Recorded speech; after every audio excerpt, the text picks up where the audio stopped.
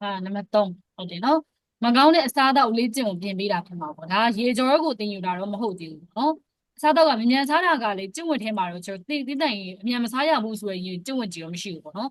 ဒါပေမဲ့အလုပ်တွေပိုင်းအများကြီးတော့မြန်ဆန်စားရင်အစမကြည့်တိုင်းဖြစ်တဲ့အတွက်ကြောင့်မို့ဒီအောင်ဖြည့်ရှင်းဖို့ပေါ့နော်သူကအဲ့အောင်ထုတ်လိုက်တာဟုတ်ရဆိုရင်နောက်တစ်ယောက်ကရေးကြောဖြည့်ကြည့်ရအောင်နော်နံပါတ်16咱们체온을 조절하는 역할을 한다. 최소화가 체온수와 크나고 부재. 조절하다가 탱초대 해가나고 너대. 크나고만 시대 부재. 신체가 크나고 몽래 크나고. 그럼 신체 몽. အပူချိန်တက်လာပြီဆိုတာနဲ့ခနာကိုယ်မှာကျန်နေတဲ့ အပူတွေကိုအေးပြအပြင်ဘက်ကိုထွက်ထွက်လာခြင်းဖြစ်တယ်ချွတ်ထွက်လာတဲ့အကြောင်းကိုရှင်းပြရဲအဲ့ဒီအချိန်မှာတဲ့ဖိဘူးဘာလို့ပိတ်အရေးပြအောက်မှာရှိတဲ့အအောက်ဘက်မှာရှိတဲ့ပြန့်နှံ့ပြီးတော့ရှိနေတဲ့ဖိဂျူးကတွေးကြောလေးတွေကလည်းရောလေးရှိခိစတူရီတို့လို့အပူကိုအေးအောင်လုပ်အောင်လို့ပို့ပြီးတော့များစွာဖြစ်တယ်ပေါ့နော်တွေးတွေကို freeze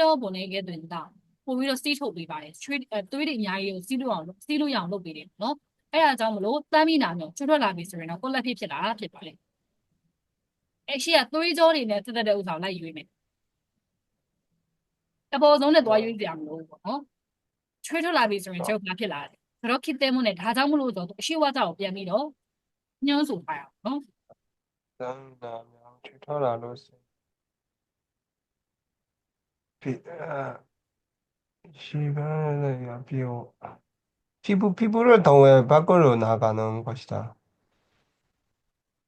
아니요. ချွေးထွက်လာပြီဆိုရင်ရေပြားမတစ်ဆင့်အပြင်ကိုထွက်သွားတယ် 아니요. အရက်ထွက်သွားတယ်အငြင်းရော 이တွေး 칠천하게 들어오세요. ခနာကိုမှအပူချိန်မရှိတော့အငြင်းရော 아니요. ချွေးထွက်လာပြီဆိုလို့ရှိရင်ခနာကိုယ်မှာအားမရှိတော့ဘူးဂီယွန်းကအားကိုပြောတာအားမရှိတော့တာဖြစ်ပါတယ်နော်အားမရှိတော့တာလည်းမဟုတ်ဘူးခနာကိုယ်ပေါ်ပါလိုက်ခံစားချက်ဝင်တာလည်းမဟုတ်ဘူးသွေးကြောနဲ့ပတ်သက်တာဆိုတော့လေသွေးတွေအမြဲတမ်းစီးရင်ပါဖြစ်လာတယ်အရေးပြားနီးလာမှာပေါ့အရေးပြားနဲ့ပတ်သက်တဲ့ဥစ္စာကိုလိုက်ရှာဒါကြောင့်မလို့ချွေးထွက်ပြီဆိုရင်ကျုပ်အရေးပြားကအနီရောင်ဝိမြင်နေရအရေးပြားနီးလာမျက်နှာရင်နီးလာပြီလေဟုတ်တယ်မလားချွေးရမြင့်စံစီးစင်းနေလို့ဒီချွေးထွက်လာလေလေမျက်နှာရင်နီလာရောနီစက်စက်တွေဖြစ်လာရောတဲ့သွေးက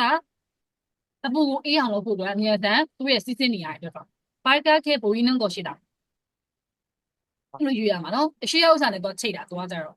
ခုနကပြောအကုန်လုံးခြုံငုံထည့်လို့ရတယ်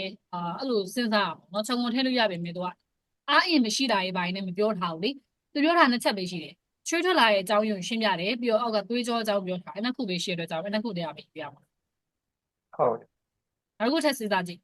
언어를 사용하는 능력을 손가락과 밀접한 관계가 있다. 밀접하다 소화가 니게데로 되게야. 가깝다는 뜻이에요. 니게데 써무를 고시라네. 가가네.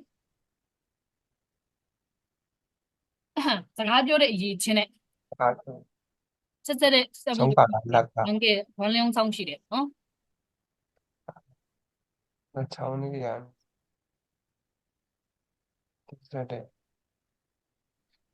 정말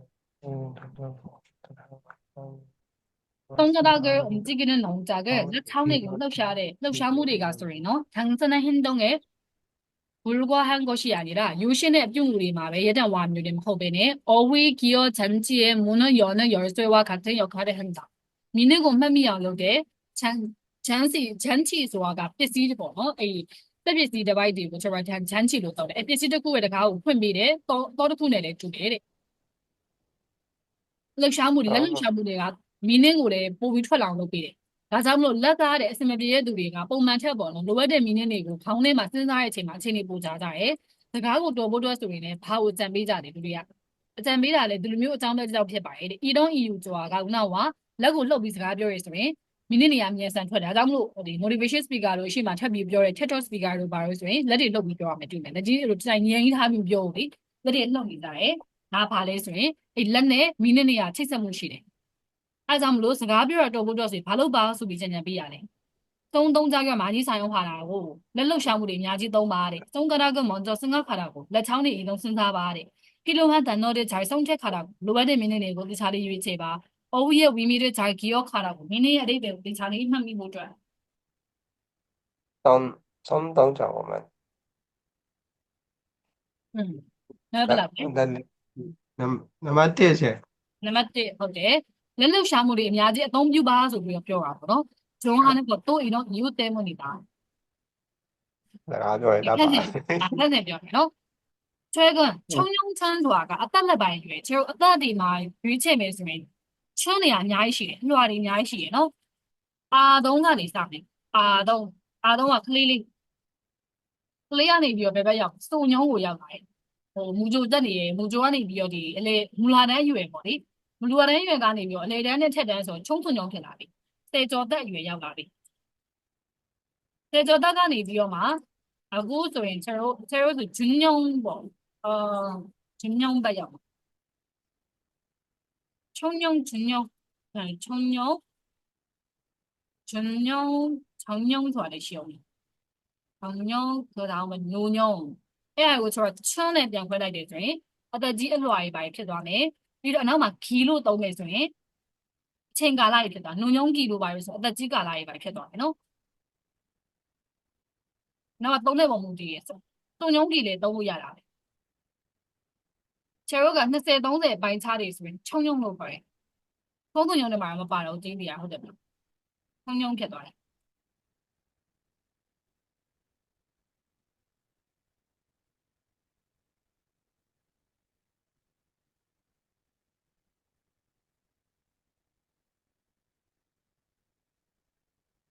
အဲ့ဒီမှာ청춘기လို့ပါကြားပွင့်လား청춘기ဆိုရင်လူပြပေါ်ဝင်နေလို့အဲ့လိုပုံပြန်ကို청춘기လို့ခေါ်တယ်ပေါ့နော်ဒါပေမဲ့ဒီမှာနေဆိုရင်ချုံးထုံညုံရွယ်မှာဖြစ်မှာကျော်သက်ရွယ်မှာ청춘기ညုံကျွညုံ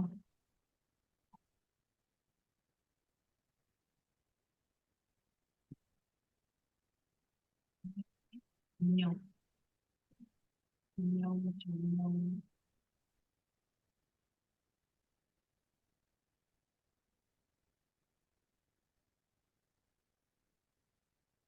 ပြန်ပြီးတော့ပြမယ်နော်ရေးထားစလုံးဟို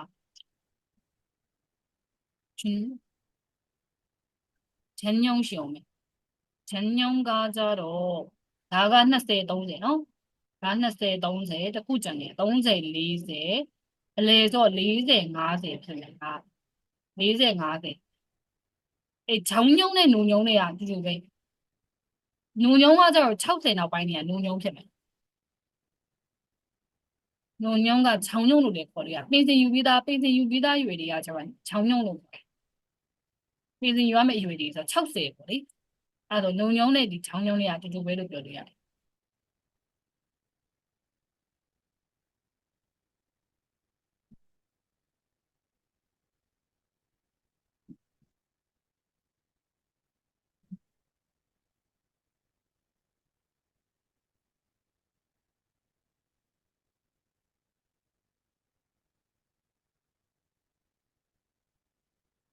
ဒီမှာနိုဟုစင်းအဲ့ပြောနိုဟုစင်းဝါးတွေပါလေရှိတယ်နိုဟုဆိုလို့ရှိရင်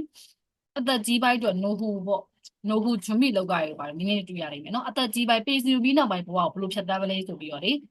စဉ်းစားရပါပေါ့နိုဟုဂျွန်မီလို့ခေါ်တယ်ပြီးထွေကြည့်ဆိုလို့ရှိရင်အလုံးပေးစီယူလိုက်တယ်လို့နေတယ်နော်ထွေကြည့်ခါတာထွေကြည့်ခန့်မှုဒီကီမှာကြားရယ်နော်အလုံးပေးစီယူပြီးနောက်ပိုင်းမှာဆိုရင်ဒီလောက်ကိုလုပ်ခဲ့ပါရဲ့လို့ပြောတော့နော်ထွေကြည့်ခန့်မှုဆိုတဲ့ပြီးတော့အသက်ကြီးပိုင်းတွေအတွက်မလုပ်တာလေအလုပ်နေရာရဲ့ဖန်တီးပေးရမယ်no in ရေးကြရီဆိုပြီးတော့ချမ်းချုလို့ခေါ်တယ်ဖန်တီးတာကိုချမ်းချုလို့ခေါ်တယ်ပေါ့နော်အလုပ်နေရာအသစ်တွေဖန်တီးပေးရအောင်အသက်ကြီးတဲ့သူတွေကလောကမဲ့နေရာတိတ်မရှိဘူး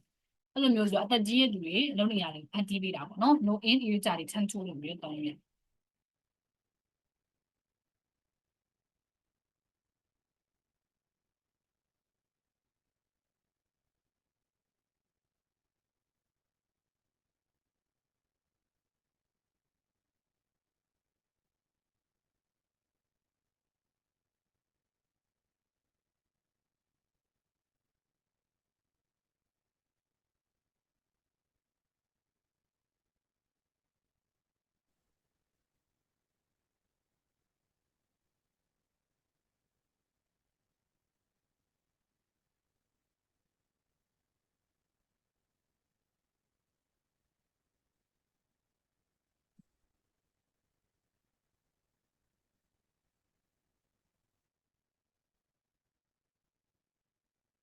အဲ့ဆိုချုံချုံဆိုကျွန်တော်အသက်20 30ရွယ်ကိုအဓိကထားပြီးတော့မှလုံးနဲ့ပတ်သက်တဲ့တမိုးထားမှုအမြင်ကိုခါကြည့်ကွမ်းလို့ခေါ်တယ်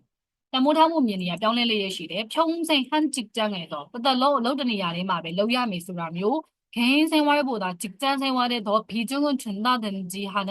정통적 의식이 약화되고 있다. 약화ဖြစ်တယ် 안에레예시래. 약화되다, 강화되다. 약화되다, 강화되다. 안에레 아가우네. 야 아가우나가 강화, 약화가 저 안에라. အလုပ်ရဲ့ ရွေးချယ်မှုက standard ကပေါ့နော်အဲ့ဒီလောက်ကိုင်းနဲ့ပတ်သက်တဲ့စာဝဲကြောဖြုံးကား보다는လူမှုရေးပိုင်းဆိုင်ရာမှတ်ချက်တွေထက်ကိုလက်ဖြစ်ဦးဆောင်သူရဲ့ဒုနု경우가 많다အဲ့ဟာကိုထိတ်ဆုံးမှထားတာထိတ်ဆုံးမှထားတဲ့အခြေအနေမျိုးတွေကများတယ်직장생활이나 직업선택에서 무엇보다도 개인의 만족도를 중시하고 있는 것이다 그러면 중시하다 이해지에 너 하나하나 또 야마 중시하다 리타디 중요하다는 sense 너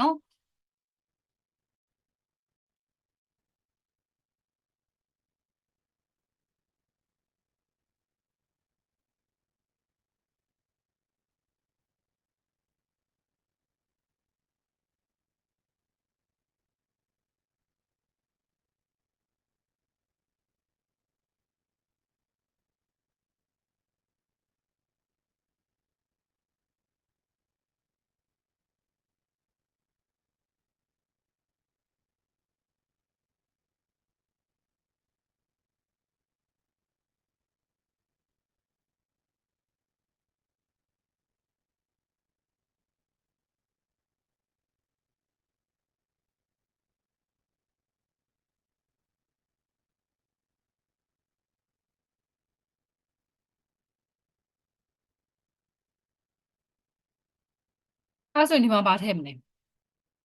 အလုပ်ရဲ့ standard နဲ့ပတ်သက်တွေကအလုပ်ကိုင်နဲ့ပတ်သက်လူမှုရေးပိုင်းဆိုင်ရာပေါ့နော်မှတ်ချက်တွေတဲ့ဘာကိုရှင်းဆုံးမှထားလိုက်ကြလဲပေါ့နော်နောက်မှလည်းထပ်ပါရဲ့ဒါဖြစ်လိုက်တော့ပေါ့နော်ဒီအောင်ရှင်းဆုံးမှထားလာကြတယ်အလုပ်ဘဝတွေအလုပ်နဲ့ရွေးချယ်မှုတွေမှာတခြားຢာတွေထက်တူတယောက်ချင်းစီရဲ့ကျင့်တတ်မှုအတိုင်းအစားကိုအလေးထားလာကြတယ်중요시하는 것이다 ဟုတ်လားရှင်ဤဘောလားဟုတ်တယ်ကိုယ့်ရဲ့ဝါသနာနဲ့ကိုက်ညီသလားဆိုတာကိုအဓိကလေးပေးလာကြတာเนาะကိုယ့်ရဲ့ရွေးချယ်မှုကိုကကျင့်တတ်မှုဘယ်လောက်ရှိလဲဒီလောက်ကိုကိုယ့်ဝါသနာနဲ့ကိုက်ညီတာမကိုက်စဉ်းစားမှာပေါ့နော်자신의 적성에 맞게ကိုယ့်ရဲ့ဝါသနာနဲ့ကိုက်ညီစွာနဲ့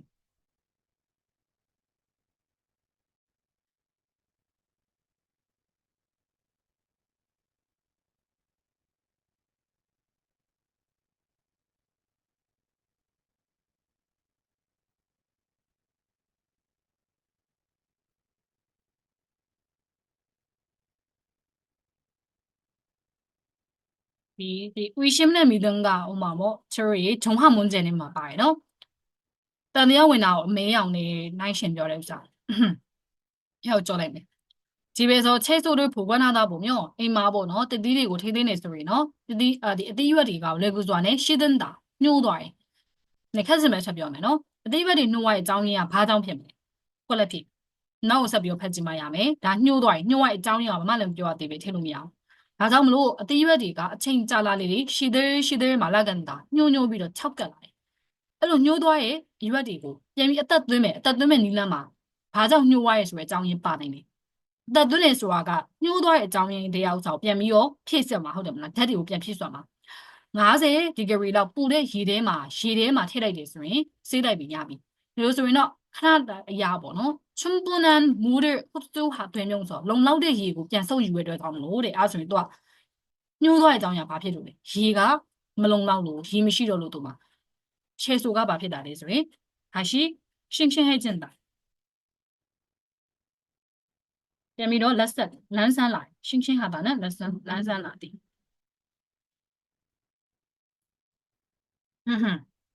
바장으로 표현해.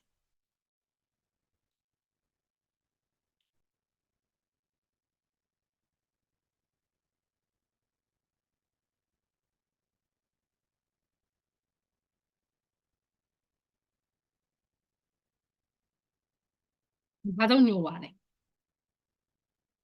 ဤဘောလားရှင် 1번 수분과 발입해. 시대 수는 물. ရေးတဲ့ 다음 장수기소의 예단생사 수는 물.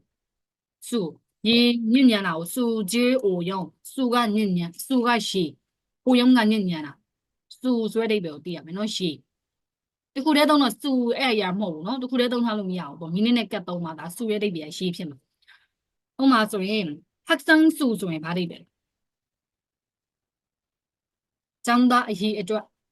လို့အရေးအတွက်ဆိုတဲ့အိဗယ်စုရဲ့အိဗယ်အဲ့လိုခွဲထားစုကအရေးအတွက်ပဲဒီလိုမျိုးကျောင်းစုကြီးတို့စုကွန်းတို့စုကြီးတို့အဲ့လိုသုံးထားရဆိုရင်စုရဲ့အိဗယ်ရှေးဆိုတဲ့အိဗယ်ရှိမယ်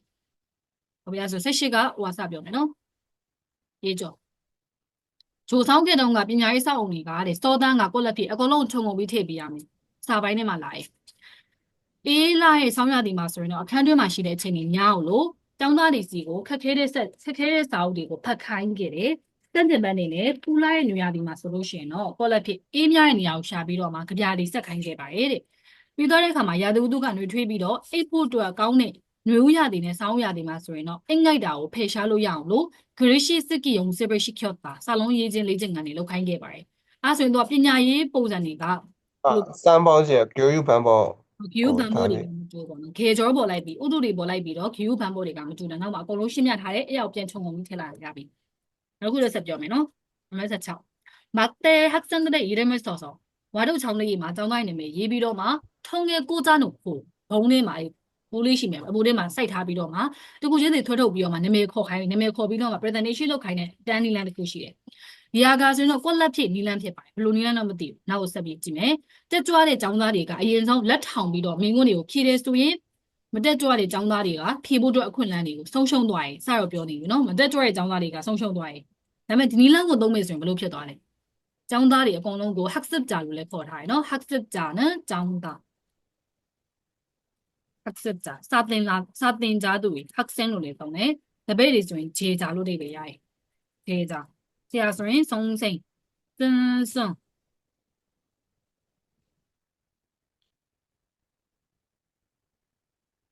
교육자စာသင်ကြားတဲ့သူတွေအကုန်လုံးဂေယုကြလို့ပညာပေးနေတဲ့သူတွေအကုန်လုံးပေါ့နော်ဒီကျောင်းမှာလုံးမှာဆုံးသညီမမဟုတ်ဂေယုကြတွေကအများကြီးရှိတယ် YouTube ကဒီစာသင်နေတဲ့သူတွေဂေယုကြပဲပေါ့နော်လောက်ကိုင်တစ်ခုအနေနဲ့လို့ပြောလို့မရပါမယ်လေဂေယုကြတယ်မှာပါတယ်ဂေယုကြကနေဘောင်ကျယ်ရပါတော့ပညာရေးနဲ့ပတ်သက်တဲ့ဒီခန္ဓာတွေမှာလုံနေတဲ့သူအကုန်လုံးဂေယုကြလို့ခေါ်လို့ရတယ်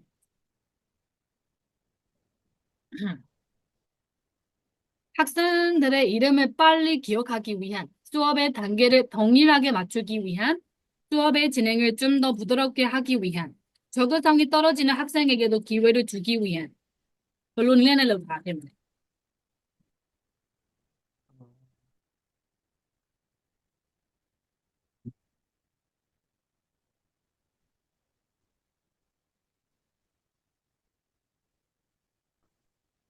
一包啦姐那来 아니에요. 단계 단계에서 assessmentပြောတာ process ကြီးကိုပြောချင်တာ process assessment ပေါ့နော် 好 process နောက်ဝါကြမှာပါလေတက်ကြွတဲ့ကျောင်းသားတွေကပဲအမြဲဖြည့်ရဆိုရင်မတက်ကြွတဲ့ကျောင်းသားတွေကဖြည့်ဖို့အတွက်အခွင့်အရေးတွေဆုံးရှုံးသွားတယ်။ဒါကြောင့်မလို့ဒီနီလန်းကိုသုံးနေဆိုရင်အဲကျောင်းသားတွေပါဝင်လို့ရမှာ။ပြညာတသားနဲ့ လို့မရ ဝရကိုတို့ပါဝင်လို့ တော်ကြည့်နော်ဟာဆန်နဲ့ကဲတော့ keyword ရကြည့် ဘကဆောင်ကြီးတော်တော်ကြည်တာမှနဲ့တူတယ်။စတိုကိုကြောက်ကြည်တာနဲ့ဆိုတာပေါ့မတက်ကြွရနဲ့စတိုဆောင်ကြီးတော်တော်ကြည်တာတက်ကြွမှုကြစနာနဲ့အိပဲသင်ကြွရတယ်။ဒီနမစခွန်ဖတ်စဉ်ပြောမယ်။ 어렸을 때부터 장자기기에 능숙한 청소년들을 가리켜 디지털 원어민이라고 한다. 왜냐 사람이 레시피 비시에 마와 능숙하다 쫀진이야. 오케이 FR generation is doing 보비오 이니라 너. ငယ်ကျွန်တော်တက်ရွယ်တွေကဆိုခွဲခြားပြီးတော့မှ digital ornament လို့ခေါ်တယ် digital နဲ့ပတ်သက်ပြီးတော့မူလအနေထိုင်သူပေါ့နော် ornament ရဲ့တဲ့ဗျာမူလအသုံးပြုသူတွေလို့ပြောလို့ရတယ်เนาะတော့မွေးကလေးကသုံးလာအောင်မဟုတ်ဘူးသူတို့တွေကဆိုရင်တရက်ရဲ့အများစုကိုတက်စစ်ပစ္စည်းမှာပဲအသုံးပြုကြရတယ်ပေါ့နော်ဒီ electronic device တွေမှာပဲအသုံးပြုတဲ့နေရာမှာအသုံးကြတယ် internet ခါဆန်းကုန်ကန်းဆိုတာ internet ဆိုတဲ့ပေါ့နော်စိတ်ကူးရင်နေရာကြီးထဲမှာအချက်လက်တွေကိုရရှိတာဖြစ်ဖြစ်တခြားသူတွေနဲ့စက်ဆံရေးတွေကိုတိစောက်တဲ့ဖြုံးဆောင်ဟာတာနဲ့တိစောက်တဲ့တိစောက်တဲ့နေရာတွေမှာလည်းအခြေအနေကိုကုံဆုံးကြတယ်ပြီးတော့တဲ့အခါမှာသူတို့တွေကိုယူဟင်းငယ်3တော်တော်ချင်းနဲ့ကောဆိုသူလည်းဝဟန်တာအခုစပြီးထည့်ရမယ်နော်သူကခင်းနောက်ကြမှာအရန်ကြောက်ကြတယ်သူတွေကဒါကြောင့်မလို့ဘာမလုပ်နိုင်တဲ့အခြေအနေမျိုးတွေမှာဘူလန်နဲ့ဟာကီတို့ဟန်တာဒီခင်းနောက်ကြရတဲ့ပတ်သက်ပြီးတော့ပါတဲ့အဖြစ်ကိုလိုက်ရှာမယ်ခင်းနောက်ကြတယ်ဆိုတာအသစ်ထွက်တယ်သူက live လုပ်နိုင်ရမယ်အဲ့လိုပုံစံမျိုး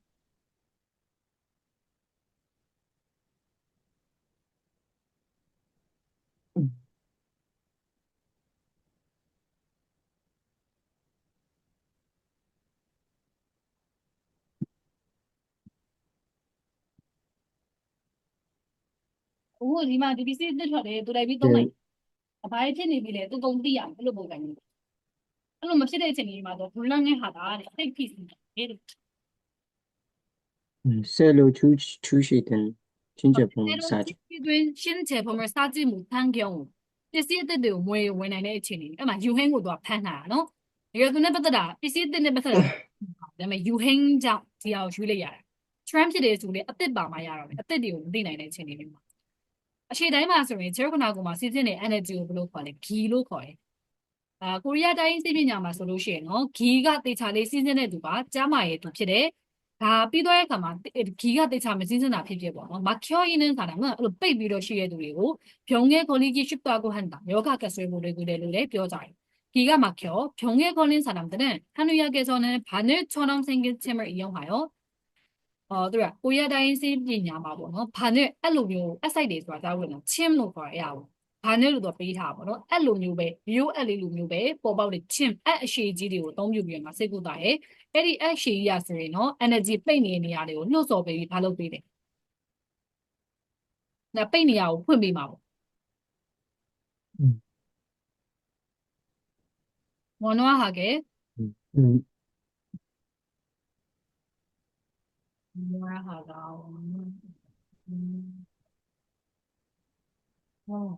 원내 받다 야 이be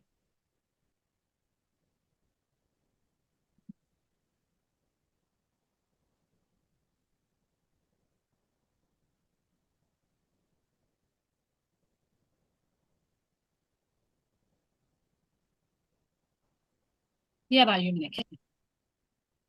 어, 음, 쌈보라. 쪼랭가 왜 룸이야 내 애니야 울어서 비 쪼랭가 왜 저도 아니에요 여가 핀 빼 와비 소리 에너지 빼비 소리가 여가 핀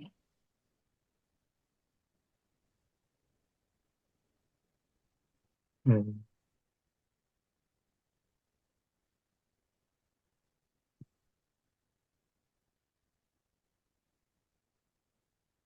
일본. 너무 띠피만 너 그러면 원화 시스템하고 원화하다가 처음으로 나한테 스모ဖြစ်တယ်လို့ 이be 처음으로 시스템을 양လုပ်ပေးမှာပေါ့ခဲဟာတာဆိုတာအဲ့လိုဖြစ်အောင်လုပ်ပြီအဲ့ဒီမှာ원화ဟာတာအိပဲက smooth ဖြစ်သည်처음ွေသည်စကားပြောတာကို처음ွေပြောချင်တယ်ဘယ်ဝါတဲ့원화 하게 하려면 원화 하게 하려면 원만 하다가 몽디디 원만 하지 마 원만 하다 원만 하다는 다가 우리 원만 하게 지내자 뜨뜻미미야 소리 이be 까까몽 맞아 까까몽 원만 하다 그래 원만 하면 사주지 그래 떠온다면서 왜 봐 떠온다면서 우사미라 원만 하다 원만 하면 사주지 그래 떠온다면서 왜 빌래 뭐 아니 너무 비싸도 그래 그냥 시지네로 야야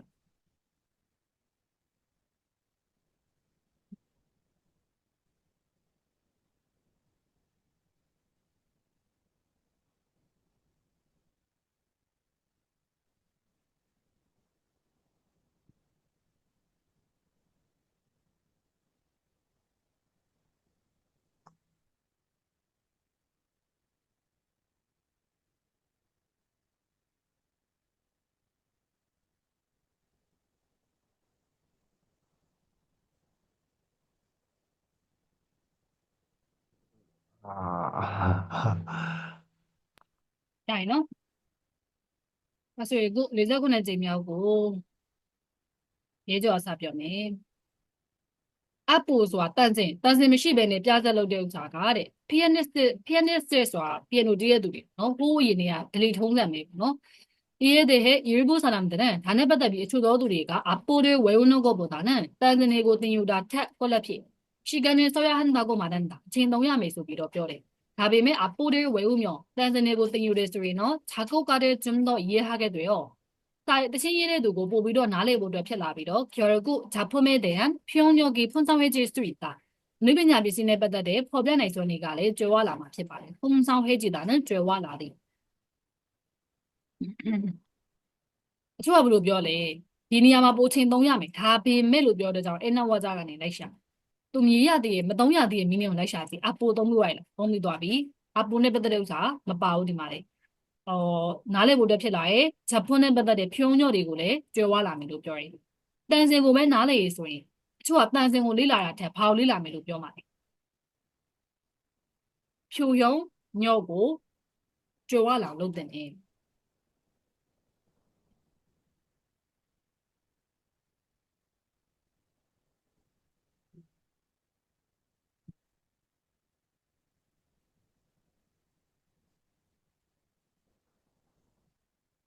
အမ်းပေါင်းလာခြင်း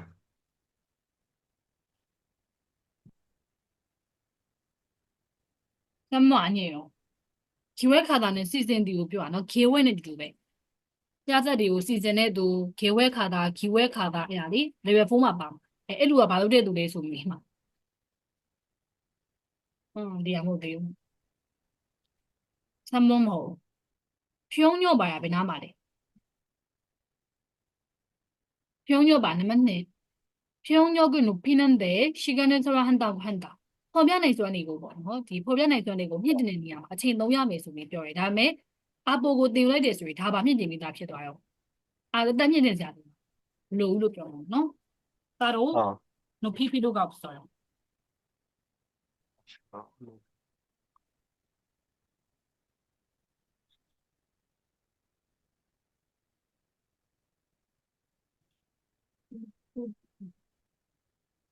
여기서 비면 자신에게 필요하지 않은 물건을 봉사단체, 프라이드 타나리, 단체, 회의시고 뼈잖아. 회의시 막 기존하다가 바로 잘해. 기부하다, 기존하다. လူတန်းလာခြင်း လူဒန်းနာဟုတ်တယ်기부하다လူဒန်းနာ기존하다အင်္ဂါစိတ်ပိုင်းလူဒန်းတဲ့ခါမှာလည်းတုံးပြရတယ်နော်ဟိုကလေခံကင်းဝါဖြစ်နေတာမှတ်မိသေးရမလားခံကင်းဝါအသေးမှာယောဂဖြစ်နေတဲ့သူကိုသူ့အသေးကိုလေကောက်ကျောင်းသားလေးရနေပြီးလူတဲ့ဥစ္စာလေးရှိသေးတယ်기존하다နဲ့ပဲတောင်းမြင်မားလေးရှိဒါပေမဲ့ဒီလိုမျိုးပစ္စည်းတွေထဲမှာဘယ်လိုပစ္စည်းတွေများတယ်လေကွက်လက်ဖြစ်ဒါကြောင့်မလို့သုံးလို့ရမယ့်ပစ္စည်းတွေကိုရွေးချယ်တဲ့နေရာမှာများစွာသောလူအင်အားတွေပတ်သက်နေစုမှုတွေတာလောင်ကျွမ်းနေလို့ပြောလောင်ကျွမ်းနေစုမှုဟာတာလောင်ကျွမ်းနေကီလိုရီလောင်ကျွမ်းတဲ့ခါမှာလည်းစုမှုဟာတာလို့တောင်းတယ်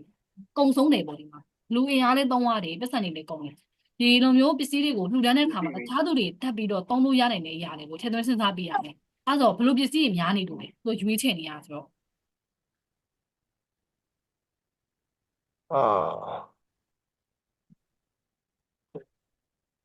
ရှုပ်ပြန်ဟောနာဒီမာရီယာ ညွန်း အဲ့ဒါ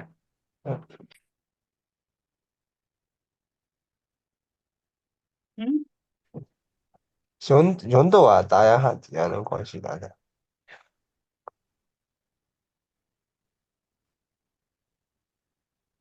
용도가 동료의 니랑가 묘성 묘성 아니에요.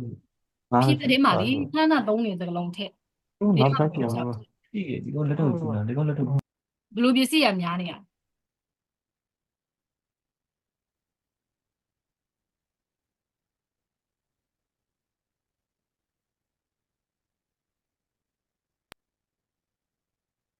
그, 구이하기 어려운 것이다. 구입하기 어려운 것이 많다. 왜 유복하게 해야 돼? 뭐지? 너 누나만 있으면 왜야 뭐지? 그냥 똥놈이야 비비 냐로 냐하니야. 똥놈이야매 이야를 그냥 유통이야. 아자뭐 더블로 이해하지만 다시 사용할 것이라는 점을 뺨이 똥유 맛을 외치고 저는 스나비오만 루트네 루죠에. 아자뭐 재사용하기 곤란한 것이 많다. 그냥 똥목하게 이야기 봐요. 좁으시야. 재사용하다. 재는 다시. 재활용, 리사이클 로드, 재평가, ပြန်မှတ်ချက်ပေးတယ်재평လုပ်တယ်ပြန်မှတ်ချက်ပေးတာနော်ပြန်ထုံးဖြတ်တယ်재활용, 재평가 마시용 재နောက်ကဘတ်တစ်ခုနဲ့တုံးတာထပ်ပြီးလုပ်တဲ့ဥစ္စာမျိုးမှာဂျဲနဲ့တုံးတယ်ဂျဲဟောင်းနောက်ရင်တောင်ပြုတယ်နော်ဒါရရှိမယ်โอเคနံပါတ်18ကဟိုထဲမှာပါပြီးသားဆိုကြော်မယ်ဘာသာနဲ့ခန့်စင်ပြောမယ်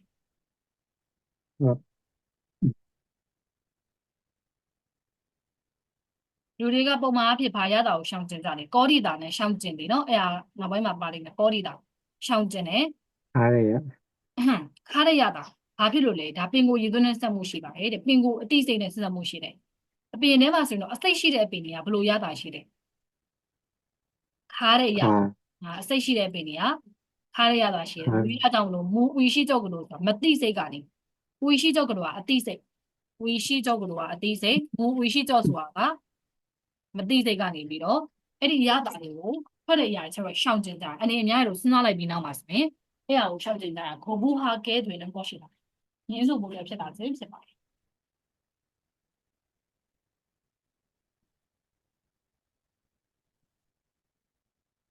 မသိစိတ်